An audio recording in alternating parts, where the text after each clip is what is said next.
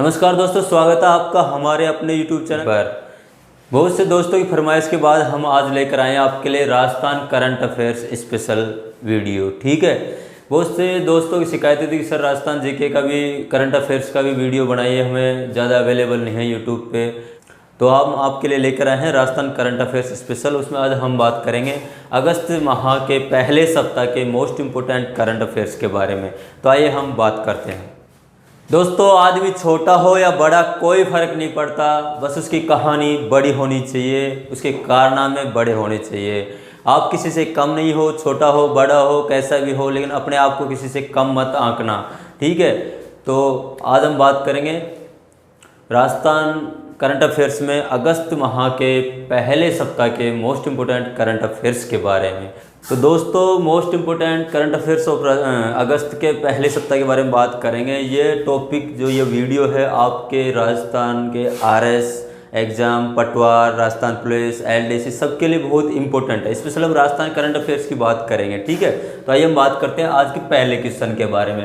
पहला क्वेश्चन, कि हाल ही में राजस्थान में दुनिया का तीसरा सबसे बड़ा क्रिकेट स्टेडियम कहाँ बनेगा? पहला ऑप्शन है जोधपुर, दूसरा है कोटा, तीसरा है अजमेर, चौथा है जयपुर। तो भी हाल ही में चर्चा में घोषणा हुई है कि दुनिया का तीसरा सबसे बड़ा क्रिकेट स्टेडियम कहाँ बनेगा राजस्थान में, तो वो बनेगा जयपुर में। कहाँ बनेगा? तो वो बनेगा जयपुर में। आइए इसके बारे में बात करें। क्या बात हो रही दुनिया का तीसरा सबसे बड़ा क्रिकेट स्टेडियम की, तो इससे पहले दो बड़े और भी होंगे, तो ये तीसरे नंबर पर है जयपुर का। तो पहले इसकी बात करें तो ये कहाँ बनेगा? जयपुर में। और जयपुर में कहाँ बनेगा? जयपुर में बनेगा चौंप गाँव में। कहाँ पे? चौंप गाँव में बनेगा। अगर राजस्थान के एग्जाम में क्या डीपली पूछेगा तो पूछ सकता है कि कौन से गांव में बनेगा, तो चौंप गांव में बनेगा। दिल्ली हाईवे पे पड़ता है ये गांव, तो चौंप गांव में बनेगा। ठीक है, और ये 2-3 साल में इसका निर्माण हो जाएगा। अब बात करें दुनिया के सबसे बड़े क्रिकेट स्टेडियम की बात, तो सबसे बड़ा भी हिंदुस्तान में। आपको पता है सबसे बड़ा क्रिकेट स्टेडियम कहाँ है? अभी हाल ही में बना भारत के अहमदाबाद में। कहाँ बना? भारत के अहमदाबाद में। उसका नाम है सरदार पटेल स्टेडियम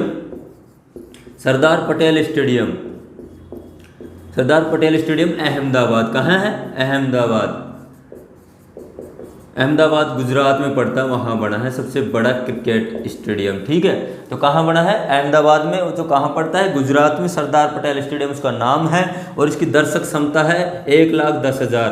कितनी है? 1,10,000 ही इसकी दर्शक क्षमता है। ठीक है, तो बहुत इम्पोर्टेंट क्वेश्चन है, तो ध्यान रखना इसको। अब बात करें कि दूसरे नंबर पर कौन है, ये तो हो गया पहले नंबर पर। अब दूसरे नंबर पर है मेलबोर्न ग्राउंड। कौन सा है? Melbourne stadium. ये पड़ता है ऑस्ट्रेलिया में। कहाँ पड़ता है? ऑस्ट्रेलिया में पड़ता है। इसकी दर्शक क्षमता है 1,02,000। ठीक है, 1,02,000 दर्शक क्षमता। ठीक है, तो दुनिया के सबसे बड़ा क्रिकेट स्टेडियम भारत में बनकर तैयार हुआ है। कहाँ बना है? गुजरात के अहमदाबाद शहर में। उसका नाम है सरदार पटेल क्रिकेट स्टेडियम। उसकी दर्शक क्षमता है 1,10,000। और दूसरे नंबर पर है मेलबोर्न स्टेडियम, वो पड़ता है ऑस्ट्रेलिया में। उसकी दर्शक क्षमता है 1,02,000। और राजस्थान में जो बन रहा है जयपुर, उसकी दर्शक क्षमता होगी 75,000। कितनी होगी? 75,000 दर्शक क्षमता। ठीक है, तो 75,000 दर्शक क्षमता होगी इसकी राजस्थान में जो बन रहा है क्रिकेट स्टेडियम उसकी। ठीक है, और इसके अलावा राजस्थान में एक और ऑलरेडी पहले से क्रिकेट स्टेडियम है, उसका नाम है सवाई मानसिंह क्रिकेट स्टेडियम जयपुर। तो SMS स्टेडियम भी बोलते हैं उसे। बहुत सारे अंतर्राष्ट्रीय और IPL मैच वहाँ हो चुके हैं। उसके बाद ये नया राजस्थान सरकार अपना नया बना रही है। दुनिया का तीसरा सबसे बड़ा क्रिकेट स्टेडियम वो जयपुर में चौंप गाँव में। कहाँ पे है? चौंप गाँव में है। और एक और यहाँ ऑप्शन है जोधपुर। तो जोधपुर में भी एक स्टेडियम है, उसका नाम याद रखना, बरकतुल्ला खां क्रिकेट स्टेडियम। वो कहाँ है? जोधपुर में। यहाँ भी 2 अंतर्राष्ट्रीय वनडे हो चुके हैं, तो याद रखना। राजस्थान के एग्जाम से पूछ सकते हैं कि बरकतुल्ला खां क्रिकेट स्टेडियम कहाँ है, तो जोधपुर में। तो इसके बारे में भी याद रखना आपको। ठीक है, तो आइए हम बात करते हैं नेक्स्ट क्वेश्चन के बारे में। जो आज का सेशन है, ये वीडियो है राजस्थानी हर एग्जाम के लिए इंपॉर्टेंट है, चाहे वो रीट हो, पटवार हो, LDC हो, RPSC हो, कोई सी भी एग्जाम हो। तो इसी सेशन में हम आगे बढ़ते हैं और बात करते हैं नेक्स्ट क्वेश्चन के बारे में। तो आइए हम बात करते हैं, क्वेश्चन नंबर 2 है कि हाल ही में राजस्थान का पहला प्लाज्मा बैंक कहाँ खोला गया है। पूछा है कि हाल ही में राजस्थान पहला प्लाज्मा बैंक कहाँ खोला गया? ऑप्शन है कोटा, दूसरा है जयपुर, तीसरा दौसा, चौथा है जोधपुर। इसका राइट आंसर होगा जयपुर। कि हाल ही में राजस्थान में पहला प्लाज्मा बैंक राजस्थान का खोला गया है। कहाँ खोला गया? जयपुर। ये खोला गया राजस्थान का पहला, कहाँ खोला गया? जयपुर। जयपुर के एसएमएस हॉस्पिटल में, एसएमएस हॉस्पिटल में खोला गया है। और इसी से लिंक है एसएमएस मेडिकल कॉलेज, तो ठीक है, तो एसएमएस हॉस्पिटल में खोला गया है। और पूछे कि भारत का पहला, तो भारत का पहला प्लाज्मा बैंक, भारत का पहला प्लाज्मा बैंक कहाँ खोला गया? तो खोला गया नई दिल्ली में। कहाँ? नई दिल्ली में। ठीक है, तो भारत का पहला प्लाज्मा बैंक नई दिल्ली में, राजस्थान का पहला प्लाज्मा बैंक जयपुर में। और एक और बात करें, हाल ही में राजस्थान का दूसरा प्लाज्मा बैंक भी खोला गया है, वो खोला गया कोटा में। कहाँ खोला गया? कोटा में। कोटा में खोला गया दूसरा प्लाज्मा बैंक खोला गया। कहाँ? कोटा में। ठीक है, तो दूसरा प्लाज्मा बैंक कहाँ खोला गया? कोटा में। अब यहाँ बात हो रही प्लाज्मा बैंक की बात। तो प्लाज्मा बैंक क्या है? अभी चल रहा है, आपको पता है कोरोना महामारी चल रही है, तो इसी बीच एक प्लाज्मा बैंक की चर्चा में प्लाज्मा डोनेट करने की चर्चा है।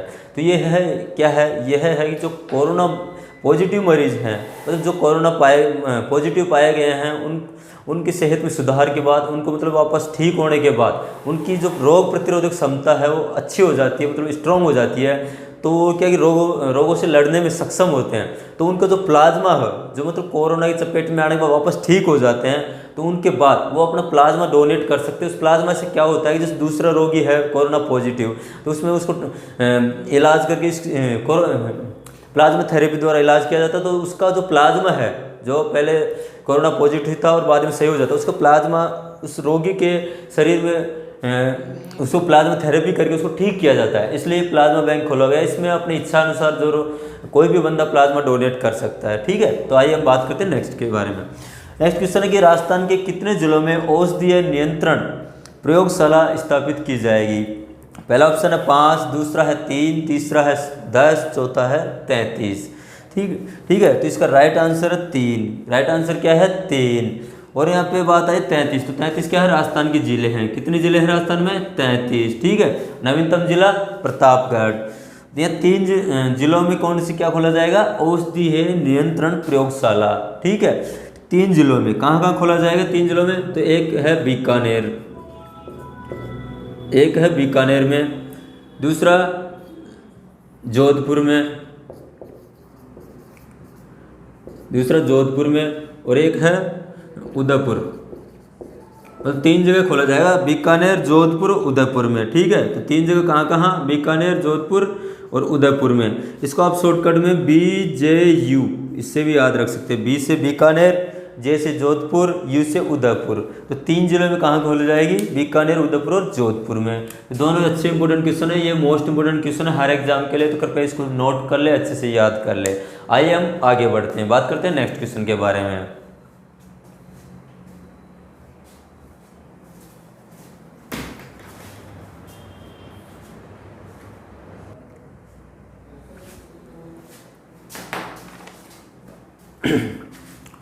तो आइए बात करते हैं, क्वेश्चन नंबर 4 है कि इंदिरा रसोई योजना कौन सा राज्य शुरू करेगा? इंदिरा रसोई योजना कौन सा राज्य शुरू करेगा? पहला ऑप्शन है राजस्थान, दूसरा है गुजरात, तीसरा है गोवा, चौथा केरल।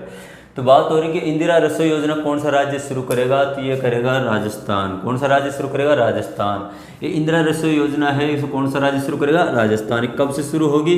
तो शुरू होगी 20 अगस्त से। कब से? 20 अगस्त 2020 से शुरू होगी। 20 अगस्त 2020 से शुरू। ठीक है, इसकी शुरुआत होगी 20 अगस्त 2020 से शुरू। और इस पे 100 करोड़ रुपए प्रति वर्ष खर्च आएगा। ठीक है, इस पे 100 करोड़ रुपए प्रति वर्ष खर्च होगा। ठीक है, एक और बात, अब इसमें बात करेंगे इंदिरा रसोई योजना है, इसमें कितने रुपए में लोगों को खाना मिलेगा? तो ये एक योजना है जिसमें गरीब कमज़ोर तबके के लोगों को पौष्टिक आहार देगी सरकार। तो इसमें 8 रुपये प्लेट में, कितने में? 8 रुपये प्लेट में खाना देगी, और 12 रुपये सरकार अनुदान देगी। सरकार अनुदान देगी। ठीक है, तो याद रखना। तो 8 रुपये प्लेट में खाना मिलेगा, 12 रुपये सरकार अनुदान देगी, मतलब 20 रुपये प्लेट मिलेगा, लेकिन उसमें 12 रुपये सरकार वहन करेगी, आपको सिर्फ 8 रुपये प्लेट देना है। और ये 20 अगस्त से शुरू होगी। और ये योजना आपको पता हो तो पहले अन्नपूर्णा योजना चलती थी, उसी योजना के स्थान पर ये शुरू की गई है। तो पूछ सकता है कि इंदिरा रसोई योजना किसके स्थान पर शुरू की गई है, तो अन्नपूर्णा जो योजना थी उसके स्थान पर ये शुरू की गई है। अब नेक्स्ट क्वेश्चन के बारे में बात करें। क्वेश्चन नंबर 5 है कि राजस्थान सरकार ने हाल ही में अति पिछड़ा वर्ग को न्यायिक सेवा में कितने प्रतिशत आरक्षण देने को मंजूरी दी है। पहला ऑप्शन है 7%, दूसरा है 10%, तीसरा है 5%, चौथा है 4%। तो हाल ही में राजस्थान सरकार ने 5% अति पिछड़ा वर्ग मतलब हो गया कि एमबीसी, जो एमबीसी कैटेगरी है उसको 5% रिजर्वेशन देने की घोषणा की है न्यायिक सेवा में, ठीक है, लॉ वाले फील्ड में। और एक और ऑप्शन आया 10%। तो 10% क्या है, ये ईडब्ल्यूएस जो कोटा है, केंद्र सरकार ने सवर्णों को जो गरीब हैं उनको 10% रिजर्वेशन दिया था, वो ईडब्ल्यूएस कैटेगरी में आते हैं, ईडब्ल्यूएस वर्ग को। तो याद रखना, उसमें पूछा हुआ क्वेश्चन है लास्ट एग्जाम्स में कि स्वर्ण को केंद्र सरकार ने कितने प्रतिशत आरक्षण दिया था, तो 10% दिया था, जो ईडब्ल्यूएस कैटेगरी उससे बनी है, ठीक है। तो बहुत अच्छे क्वेश्चन है, याद रखना इसके बारे में तो जरूर, मोस्ट इंपॉर्टेंट क्वेश्चन है।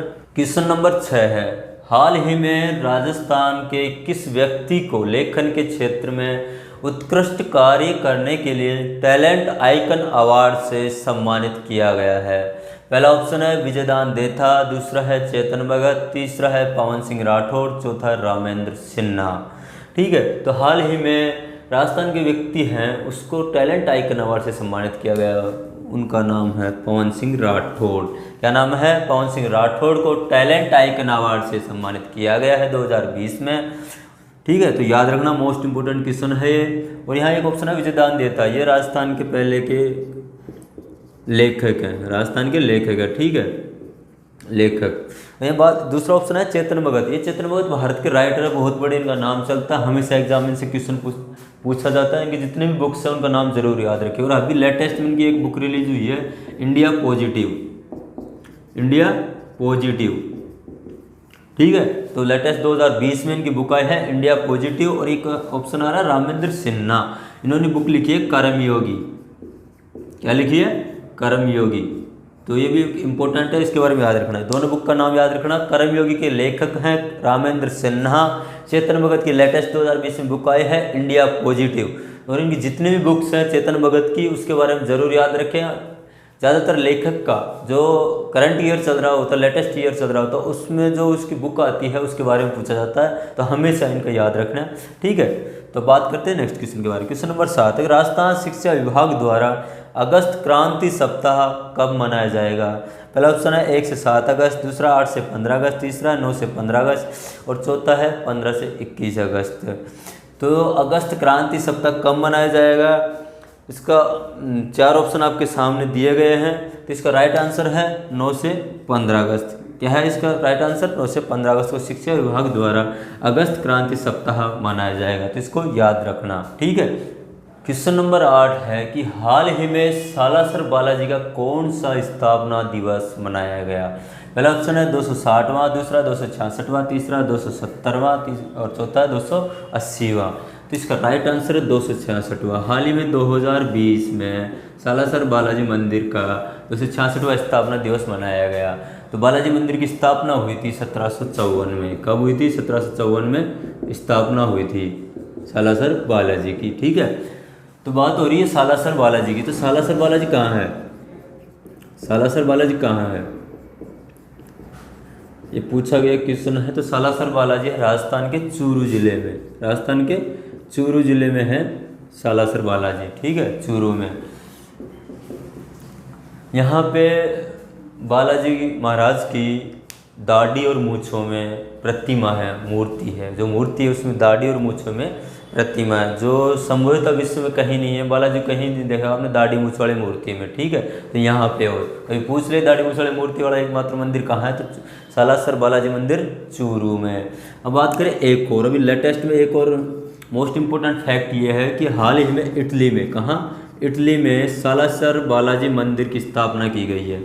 इटली में सालासर बालाजी मंदिर की स्थापना की गई है, सालासर बालाजी मंदिर की स्थापना की गई है। बालाजी मंदिर की स्थापना। तो हाल ही में इटली में सालासर बालाजी मंदिर की स्थापना की गई है। ये भी मोस्ट इम्पोर्टेंट क्वेश्चन है, तो इसको याद रखना, और ऐसे याद नहीं होता ऐसे याद रख लेना। जो भारत के अपने नेता हैं कांग्रेस नेता सोनिया गांधी, वो मूल तो इटली की है, तो ऐसे याद रखना कि सोनिया गांधी ने भारत से इटली जाके और इटली में सालासर बालाजी मंदिर की स्थापना करवाई। ठीक है, तो याद रखना इसको भी। बात करते हैं नेक्स्ट क्वेश्चन के बारे में। राजस्थान सरकार द्वारा लॉकडाउन से प्रभावित हुए परिवारों को आर्थिक संबल एवं राहत देने के लिए कितने रुपए की अनुग्रह राशि प्रदान की जाएगी? तो पहला ऑप्शन है 2500 रुपये, दूसरा है 1000 रुपये, तीसरा है 500 रुपये, चौथा है 1500 रुपये। तो हाल ही में अगस्त माह में सरकार ने घोषणा की है कि जो कोरोना महामारी के दौरान लॉकडाउन लगाया गया था उसमें प्रभावित हुए गरीब परिवारों के लिए कुछ आर्थिक सहायता प्रदान की जाएगी। तो कितने रुपये राशि होगी? तो 1000 रुपये राशि होगी। कितनी होगी? 1000। अब यहाँ थोड़ा कन्फ्यूजन है कि पहले कोरोना जो भी चल रहा था 3 महीने का लॉकडाउन लगा था, उस टाइम कितनी दी गई थी? तो उस टाइम 2500 रुपये ये दिए थे राजस्थान गवर्नमेंट द्वारा। 2500 रुपये राजस्थान गवर्नमेंट द्वारा स्टेट बीपीएल और गरीब निर्धन परिवारों को कोरोना महामारी दौरान जो लॉकडाउन हुआ था उस पीरियड में दिए गए थे 2500 रुपये। ठीक है, और अभी कोरोना जो महामारी चल रही उसके बाद लॉकडाउन हटा है, उसके बाद अभी घोषणा की 1000 रुपये देने के लिए गरीब परिवारों को। और यहाँ एक ऑप्शन है 500 रुपये। तो 500 रुपये दिए थे केंद्र सरकार ने। किसने दिए थे? केंद्र सरकार ने 500 रुपये कोरोना महामारी के दौरान जो लॉकडाउन लगा था उसके दौरान केंद्र सरकार ने 500 रुपये प्रत्येक परिवारों के खाते में ट्रांसफ़र किए थे। तो ये तीनों फैक्ट याद रखना, मोस्ट इंपॉर्टेंट है, पूछे जाएंगे कि कितनी कितनी राशि किस टाइम दी गई। तो तीनों आपको डिफरेंस समझ में आया होगा, तो अच्छे से ध्यान रखना है इसके बारे में। तो अभी राजस्थान सरकार ने 1000 रुपये की घोषणा की है। ठीक है, तो बात करते हैं अगला क्वेश्चन है क्वेश्चन नंबर 10। हाल ही में किसके द्वारा विश्व आदिवासी दिवस के उपलक्ष्य में संपूर्ण राजस्थान में सार्वजनिक अवकाश घोषित करने की घोषणा की है? पहला ऑप्शन है डॉक्टर किरोड़ीलाल मीणा, दूसरा है सचिन पायलट, तीसरा है अशोक गहलोत, चौथा है गोविंद सिंह डोटासरा। तो हाल ही में संपूर्ण राजस्थान में विश्व आदिवासी दिवस के उपलक्ष्य में किसने अवकाश घोषित करने की, मतलब गवर्नमेंट अवकाश घोषित करने की घोषणा की है? वो अशोक गहलोत ने की है। किसने किया? अशोक गहलोत। अब ये कौन है? ये आपको पता है, ये राजस्थान के सीएम हैं। राजस्थान के मुख्यमंत्री कौन है? अशोक गहलोत हैं। यहाँ एक ऑप्शन है सचिन पायलट, यह है कांग्रेस पार्टी के उप मुख्यमंत्री थे, लेकिन इनको अभी उप मुख्यमंत्री के पद से हटा दिया गया है। डी ऑप्शन गोविंद सिंह डोटासरा, यह है राजस्थान के शिक्षा मंत्री। राजस्थान के शिक्षा मंत्री है, याद रखना, राजस्थान के एग्जाम के लिए पूछा जाता है, गोविंद सिंह डोटासरा। और इसी को यह है राजस्थान के शिक्षा मंत्री। ठीक है, अब बात करें नेक्स्ट डॉक्टर किरोड़ीलाल मीणा की, तो यह है राज्यसभा सांसद, राज्यसभा सांसद हैं। यह बात हो रही है विश्व आदिवासी दिवस की, तो कब मनाया जाता है? तो ये मनाया जाता है 9 अगस्त को। कब मनाया जाता है? 9 अगस्त को। 9 अगस्त को विश्व आदिवासी दिवस मनाया जाता है संपूर्ण विश्व में अंतर्राष्ट्रीय स्तर पर। और ये कब से मनाया जाता है? तो ये मनाया जाता है 1982 से। 1982 में 9 अगस्त को संयुक्त राष्ट्र संघ ने विश्व आदिवासी दिवस मनाने की घोषणा की। इस दिन आदिवासियों के हित के लिए कुछ उनको अधिकार दिए गए थे, उनके लिए कुछ नियम कानून बनाए गए थे, वो 9 अगस्त 1982 को बनाए गए थे। अब ये बात करेंगे आदिवासी क्या है। बहुत बार आपने सुना होगा आदिवासी आदिवासी आदिवासी है क्या, कौन है? तो आदिवासी, आदि का मतलब होता है प्राचीन। इस आदि का मतलब होता है प्राचीन, प्राचीन काल। आदि का मतलब होता है प्राचीन। ठीक है, इस आदि का मतलब प्राचीन काल, इसका मतलब होता है, आदि का मतलब होगा प्राचीन काल। और वासी, वासियन जो रहता है, निवास करता है, उसको वासी कहते हैं, रहने वाले को। मतलब जो प्राचीन काल से भारत में रहते आए हैं उनको आदिवासी कहते हैं। भारत के किसी स्थान पर जो रहते आए हैं, तो कोई सा भी एक प्रॉपर एरिया हो, वहाँ जो रहते आए हैं मूल रूप से उसी कंट्री, उसी जगह पे जो पहले से शुरुआत से, जब से शुरुआत हुई उस देश की, तब से वहाँ रहते आए हैं, उनको मूल निवासी या आदिवासी कहते हैं। लेकिन आपको अभी आदिवासी के विश्व में हालत बहुत ही ख़राब है। हर जगह उनके साथ दुर्व्यवहार किया जा रहा है, उनके नियमों कानूनों का कोई संरक्षण नहीं हो रहा, उनके साथ भेदभाव हो रहा है, उनके साथ अत्याचार हो रहा है। जबकि प्रकृति के असली संरक्षक यही है। हमारी जो प्रकृति को बचाए हुए हैं, हम सिटी बसा रहे हैं, बड़े बड़े उद्योग धंधे खोल रहे हैं, तो पेड़ों की कटाई कर रहे हैं, रोड बना रहे, पेड़ काट रहे हैं। लेकिन जो आदिवासी लोग हैं ये अपने जल जंगल जमीन इनके अधिकारों में लड़ भी रहे हैं और इनको संरक्षित करने में लगे हुए हैं। ये पेड़ पौधे लगाने में, पर्यावरण को बचाने में लगे हुए हैं। ज़्यादातर ये जंगल टाइप की जो एरिया हैं उनमें रहते हैं। और अभी हाल ही में जो आपको पता हो, गुजरात के अहमदाबाद, वहाँ पे जो सरदार पटेल की मूर्ति बनाई गई थी, विश्व की सबसे ऊंची प्रतिमा, वहाँ भी आदिवासियों को वहाँ से विस्थापित करके, वहाँ से हटाकर उनके स्थान पर वो मूर्ति बनाई गई, मतलब उनके साथ दुर्व्यवहार किया गया, वहाँ से उनको विस्थापित कर दिया गया। उसके बाद उनको दूसरी जगह भी ज़मीन नहीं दी गई, उनके साथ ऐसा व्यवहार हो, अत्याचार। वो कहाँ जाएँ जो कि बेचारे मूल रूप से, स्थायी रूप से इस देश के हैं, मूल निवासी हैं, उनके साथ व्यवहार हो, जिनका देश है कुछ प्रॉपर। और कई बाहरी जाति यहाँ के बस गई है, वो राज कर रहे हैं। उसके अलावा भी छत्तीसगढ़ वगैरह, झारखंड, इनमें मूल रूप से बहुत ज़्यादा आदिवासी रहते हैं। राजस्थान में भी है स्पेशल, तो वहाँ भी झारखंड वगैरह उनके साथ अत्याचार होता है। उनकी जल जंगल, उनको ज़मीनों से बेदखल कर दिया जाता है। उनको इधर छत्तीसगढ़ साइड उनको नक्सलवादी करार देकर, आतंकवादी करार देकर उनको मार दिया जाता है, जबकि वो अपने जंगल ज़मीन के लिए लड़ रहे हैं, अपने अधिकारों के लिए लड़ रहे हैं। लेकिन उनको बागी कहकर, नक्सलवादी बोलकर उनको मार दिया जाता है, उनका एनकाउंटर कर दिया जाता है। सरकार इस ओर ध्यान, बड़ी बड़ी योजनाएं की घोषणा करती है, लेकिन इस ओर ज़्यादा ध्यान नहीं देती, वो कागज़ों में धरी रह जाती है। क्योंकि हमें इनको बचाना है, अगर प्रकृति को बचाना है तो आदिवासियों को बचाना है। ठीक है, तो आप भी इनके साथ अच्छा व्यवहार कीजिए, उनको समझिए और अधिक से अधिक पेड़ पौधे लगाइए और हमारे पर्यावरण को बचाइए। हमें आगे तक जिंदा रहना तो पर्यावरण को बचाना होगा, वरना बहुत ही सारी कोरोना जैसी महामारियों का हमें सामना करना पड़ेगा आने वाले टाइम में। ये सच्चाई है। हम अंधाधुंध पेड़ पौधे कटाई कर रहे हैं, प्रदूषण बढ़ रहा है, तो इस बारे में हमें सोचना होगा, विचार करना होगा, हम जैसे युवाओं को आगे आना होगा। ठीक है, तो याद रखना, बहुत इंपॉर्टेंट क्वेश्चन है। तो पूछा भी गया है क्वेश्चन कि विश्व आदिवासी दिवस कब मनाया जाता है, तो 9 अगस्त को मनाया जाता है। इसकी शुरुआत हुई थी 1982 से, अभी घोषणा की अशोक गहलोत ने। ठीक है, आई होप ये क्वेश्चन बहुत अच्छे से समझ में आया होगा। आइए बात करते क्वेश्चन नंबर 11 की। क्वेश्चन नंबर 11 है कि राजस्थान का सबसे बड़ा अल्ट्रा मेगा सोलर पार्क कहाँ विकसित किया जाएगा। पहला ऑप्शन है जोधपुर, दूसरा है जैसलमेर, तीसरा है बीकानेर, चौथा है जयपुर।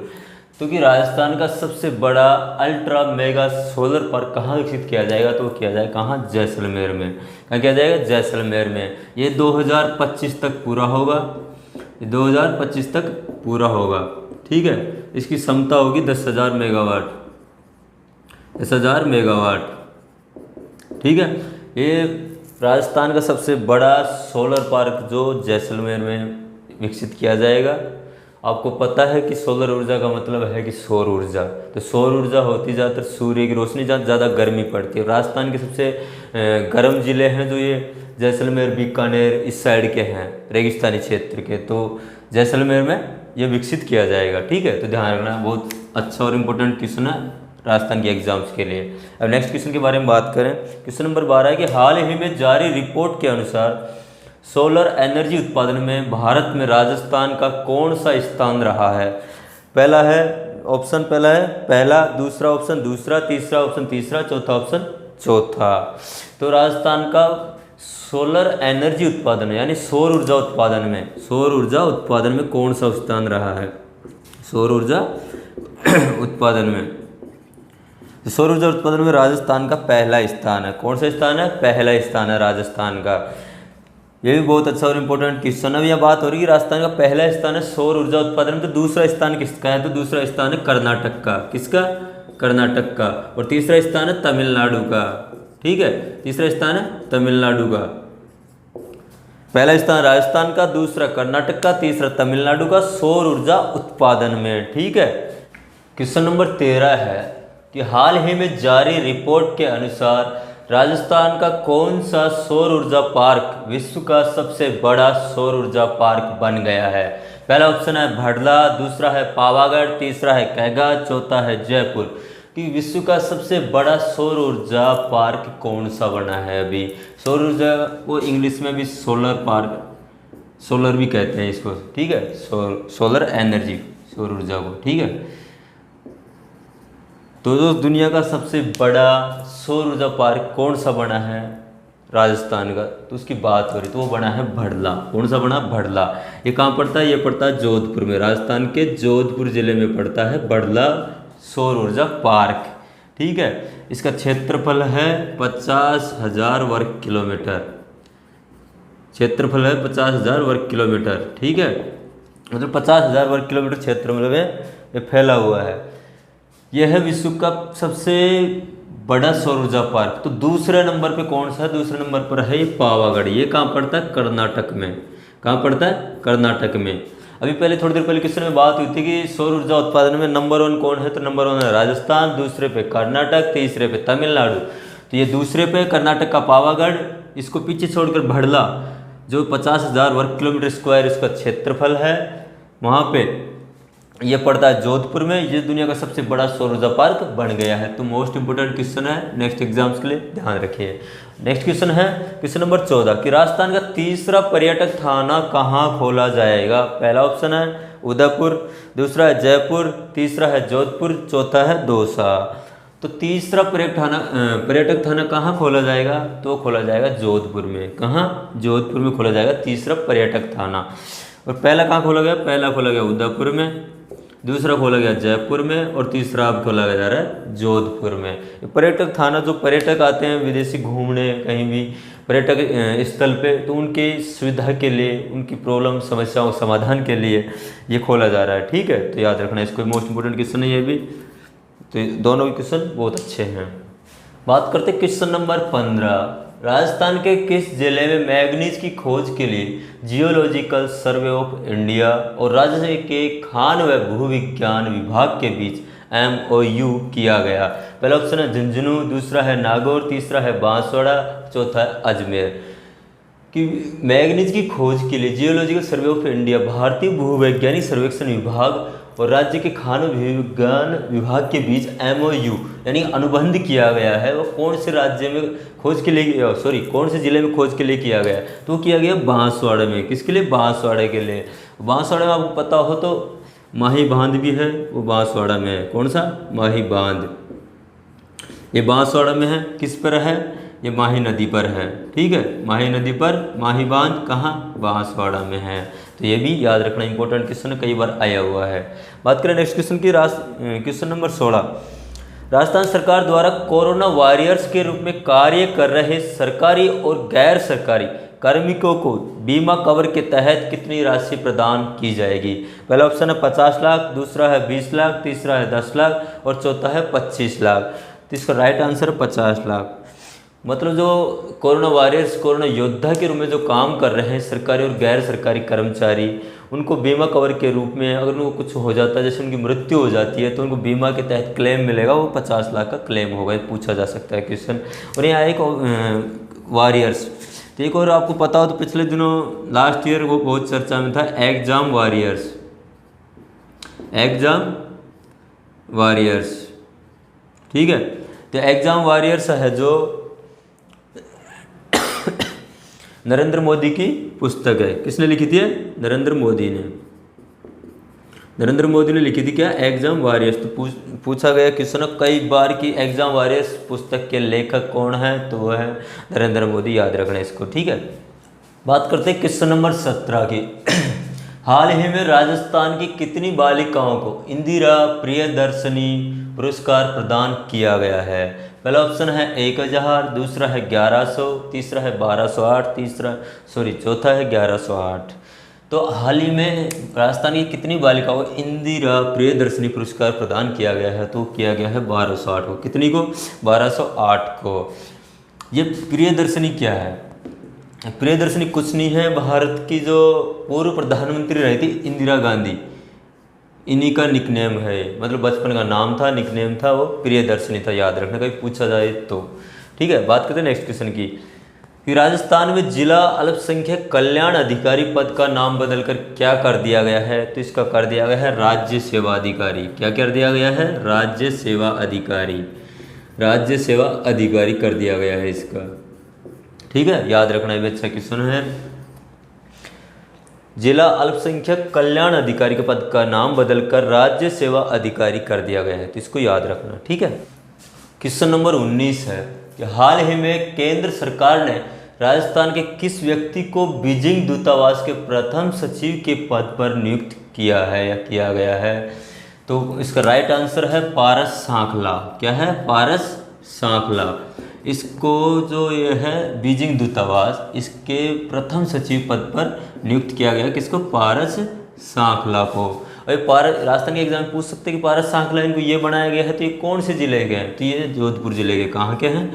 जोधपुर के हैं। ठीक है, जोधपुर जिले के हैं। जोधपुर को सूर्य नगरी भी बोलते हैं, आपको पता होगा। ठीक है, अब बात करें क्वेश्चन नंबर 20। हाल ही में राष्ट्रीय हथकरघा दिवस कब मनाया गया? तो इसका राइट आंसर है वो है 7 अगस्त। कब मनाया गया? 7 अगस्त। राष्ट्रीय हथकरघा दिवस मनाया गया 7 अगस्त को। ये मनाया जा रहा है 2015 से। कब से मनाया जा रहा है? 2015 से मनाया जा रहा है राष्ट्रीय हथकरघा दिवस। ठीक है, 2015 से मनाया जा रहा है राष्ट्रीय हथकरघा दिवस 7 अगस्त। ये पूछा गया क्वेश्चन है एग्जाम में, याद रखना, ये भी अच्छा क्वेश्चन है। बात करते हैं क्वेश्चन नंबर 21 के बारे में। क्वेश्चन नंबर 21 है, हाल ही में राजस्थान में संस्कृत शिक्षा के छात्रों के लिए देववाणी ऐप किसके द्वारा शुरू किया गया?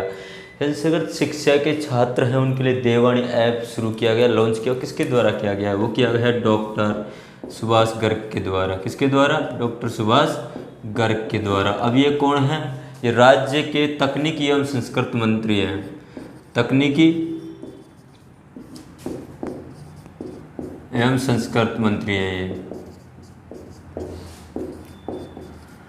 राजस्थान के तकनीकी एवं संस्कृत मंत्री हैं सुभाष गर्ग, उनके द्वारा देववाणी ऐप लॉन्च किया गया है।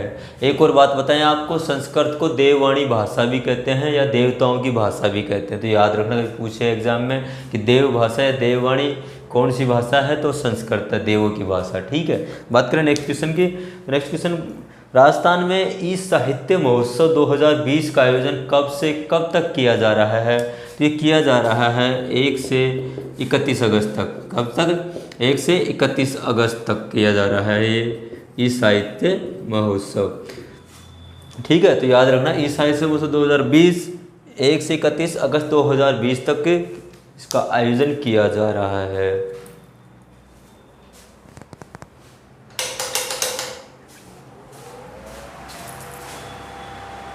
क्वेश्चन नंबर 23 है, हाल ही में राजस्थान कांग्रेस के 29वें प्रदेश अध्यक्ष के रूप में किसने पद ग्रहण किया है? किसने पद ग्रहण किया है? पहला ऑप्शन है सचिन पायलट, दूसरा है डॉक्टर किरोड़ीलाल मीणा, तीसरा है गोविंद सिंह डोटासरा, चौथा है अशोक गहलोत। कि हाल ही में राजस्थान कांग्रेस के 29वें प्रदेश अध्यक्ष के पद किसने ग्रहण किया है? तो वो किया है गोविंद सिंह डोटासरा ने। आपको पता हो कि अभी पिछले कुछ दिनों राजस्थान में सियासी भूचाल आ गया था। वर्चस्व की लड़ाई के बीच कई एमएलए बागी हो गए थे, अपनी कांग्रेस सरकार के खिलाफ हो गए थे। तो उसके बाद सचिन पायलट का अशोक गहलोत ने इस्तीफा ले लिया था, इनको पद से हटा दिया गया था प्रदेश अध्यक्ष के पद से। ठीक है, तो इनके स्थान पर गोविंद सिंह डोटासरा को नया कांग्रेस का प्रदेश अध्यक्ष बनाया गया है। मोस्ट इंपोर्टेंट क्वेश्चन है। और एक और बात कि ये कहाँ के एमएलए हैं? गोविंद सिंह डोटासरा लक्ष्मणगढ़ सीकर वहाँ से एमएलए हैं। कहाँ से? लक्ष्मणगढ़ सीकर से। तो पूछा जाता है क्वेश्चन कि कोई भी नेता हो वो कहाँ से जीता या किस लोकसभा किस विधानसभा सीट से वो विधायक है, सांसद है, पूछा जाता है क्वेश्चन। तो ये सीकर से हैं, ये प्रदेश अध्यक्ष बने हैं। इसके अलावा ये राजस्थान के शिक्षा मंत्री भी है। क्या है? शिक्षा मंत्री भी है। तो ये इंपॉर्टेंट क्वेश्चन है, याद रखना। आपको पता ही है अशोक गहलोत सीएम है, डॉक्टर किरोड़ीलाल मीणा बीजेपी सांसद हैं, राज्यसभा सांसद हैं। और सचिन पायलट पहले कांग्रेस के प्रदेश अध्यक्ष थे, इनके स्थान पर इनको बनाया गया। ये कांग्रेस पार्टी से हैं, वापस से कांग्रेस पार्टी में आ गए हैं। ठीक है, तो याद रखना इसको, अच्छा इंपॉर्टेंट क्वेश्चन है। नेक्स्ट क्वेश्चन 24 नंबर, हाल ही में भारतीय प्रौद्योगिकी संस्थान जोधपुर का स्थापना दिवस कब मनाया गया? पहला ऑप्शन है 1 अगस्त, दूसरा है 2 अगस्त, तीसरा है 5 अगस्त और चौथा ऑप्शन है 6 अगस्त। तो हाल ही में भारतीय प्रौद्योगिकी संस्थान जोधपुर, इसका कौन सा स्थापना दिवस मनाया गया? तो कब मनाया गया? तो ये मनाया गया 2 अगस्त को। कब मनाया गया? 2 अगस्त। अब इसकी स्थापना कब हुई थी? तो इसकी स्थापना थी 2 अगस्त 2008 को इसकी स्थापना हुई थी। ठीक है, जो जोधपुर कॉलेज है इसकी। अब यहाँ एक हिंदी में आया कि भारतीय प्रौद्योगिकी संस्थान, ये क्या है? इसको देख के कंफ्यूज हो जाते हैं, लेकिन मैं इंग्लिश में बोलूँ तो आप समझ जाओगे। ये है आईआईटी। आईआईटी, जो आईआईटी अपन सुनते हैं उस आईआईटी का एक फुल फॉर्म है हिंदी में, आईआईटी का फुल फॉर्म है हिंदी में भारतीय प्रौद्योगिकी संस्थान। ठीक है, तो याद रखना कि पूछ ले इसका पूरा नाम हिंदी में, तो भारतीय प्रौद्योगिकी संस्थान होता है। इंग्लिश में बोले तो इंडियन इंस्टीट्यूट ऑफ टेक्नोलॉजी होता है। ठीक है, इंडियन इंस्टीट्यूट ऑफ टेक्नोलॉजी होता है, इंडियन इंस्टीट्यूट ऑफ टेक्नोलॉजी होता है आईआईटी का फुल फॉर्म। इसको हिंदी में बोलते हैं भारतीय प्रौद्योगिकी संस्थान। जो टेक्नोलॉजी होता है इसका शुद्ध हिंदी वर्ड होता है प्रौद्योगिकी, याद रखना। और एक और बात बताऊं इसके बारे में, आईआईटी की बात हो रही है यहाँ पे, तो भारत में भी वर्तमान में 23 कॉलेज है। कितनी कॉलेज हैं? 23 आईआईटी संस्थान है इंडिया में। सबसे पहले आईआईटी खोला गया था 1951 में खड़गपुर में। ठीक है, 1951 में खड़गपुर में सबसे पहला आईआईटी खोला गया था। वर्तमान में 23 आईआईटी है इंडिया में। और जोधपुर जो आईआईटी है उसको 2008 में 2 अगस्त को स्थापित किया गया था। ठीक है, तो याद रखना, मोस्ट इंपोर्टेंट क्वेश्चन है भी। क्वेश्चन नंबर 25, हाल ही में राजस्थान का नया मुख्य सचिव किसे नियुक्त किया गया है? तो अभी लेटेस्ट में राजस्थान का नया मुख्य सचिव बनाया गया है, वो बनाया गया है राजीव स्वरूप को। किसे? राजीव स्वरूप को। ठीक है, राजीव स्वरूप को बनाया गया है नया राजस्थान का मुख्य सचिव। मोस्ट इंपोर्टेंट क्वेश्चन है ये, बनता है, तो याद रखना इसको। ठीक है, नेक्स्ट क्वेश्चन है, केंद्र सरकार ने राजस्थान की ऐश्वर्या भाटी को एडिशनल सॉलिसिटर जनरल के रूप में नियुक्त किया है। ये कौन से जिले से हैं? इनका संबंध राजस्थान के किस जिले से हैं? पहला ऑप्शन है जयपुर, दूसरा है जोधपुर, तीसरा है टोंक और चौथा है दौसा। तो इनका संबंध है जो जोधपुर जिले से। कौन से जिले से? जोधपुर से। ऐश्वर्या भाटी राजस्थान की हैं, इनको एडिशनल सॉलिसिटर जनरल बनाया गया है। वो कहाँ की? जोधपुर की है। यहाँ बात हो रही एडिशनल सॉलिसिटर जनरल की। तो इंडिया में एडिशनल सॉलिसिटर जनरल हैं वो है 15। कितने हैं? 15 हैं। उन 15 में ऐश्वर्या भाटी को शामिल किया गया है। अब यह बात करें सॉलिसिटर जनरल के बारे में, तो अभी इंडिया के सॉलिसिटर जनरल है तुषार मेहता। कौन है? तुषार मेहता। तुषार मेहता है जो इंडिया के सॉलिसिटर जनरल है। इंपॉर्टेंट क्वेश्चन है, पूछा जाता है कई बार, तो दोनों को याद रखना। तो ठीक है दोस्तों, आज हमने बात की अगस्त माह के प्रथम सप्ताह के बारे में, राजस्थान के करंट अफेयर से संबंधित टॉपिक, जो राजस्थान की हर एग्जाम के लिए मोस्ट इंपॉर्टेंट वीडियो है। ये मोस्ट इंपॉर्टेंट टॉपिक है, स्पेशल राजस्थान करंट अफेयर्स। अभी तक शायद ही किसी ने राजस्थान करंट अफेयर्स में स्पेशल वीकली वीडियो डाला हो, किसी ने डाले भी है, मैंने देखा है। तो उन्होंने राजस्थान करंट अफेयर्स को ऊपर टाइटल दे के अंदर पुराने वीडियो डाले, पुरानी जीके डाली है। तो ठीक है, हमने प्योर शुद्ध तरीके से राजस्थान के करंट अफेयर्स डाला है इसमें, स्पेशली राजस्थान के फर्स्ट वीक का। अब नेक्स्ट हम धीरे धीरे आगे हर वीक का डालते जाएंगे, तो हमारे साथ जुड़े रहिए, बने रहिए। अगर वीडियो पसंद आए तो कृपया इसे लाइक करें, शेयर करें और हमारे चैनल को सब्सक्राइब करें। Thank you. जय हिंद, जय भारत।